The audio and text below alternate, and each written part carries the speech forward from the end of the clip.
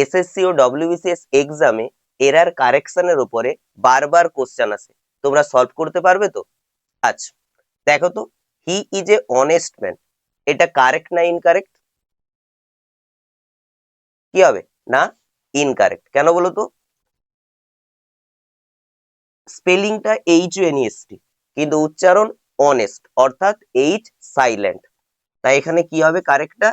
He is an honest man. এটা বলো correct না ইনকারেক্ট? এটা ইনকারেক্ট। কেন? না, গঙ্গা নদীর নাম, তাই কি হবে?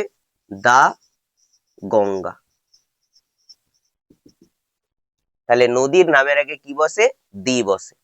এবার এটা বলো কারেক্ট না incorrect? He reads in an university, এটাও ইনকারেক্ট। কেন? ইউনিভার্সিটির ইউ, ইউ এর মতো উচ্চারণ হচ্ছে, তাহলে অ্যান এর পরিবর্তে কি হবে? এ হবে। He reads in a university. এইভাবে কম্পারেটিভ ইংলিশ শিখতে হলে চ্যানেলটিকে সাবস্ক্রাইব করো। He is dash MBBS doctor, এর অ্যান্সারটা তোমরা আমাকে কমেন্টে জানাও।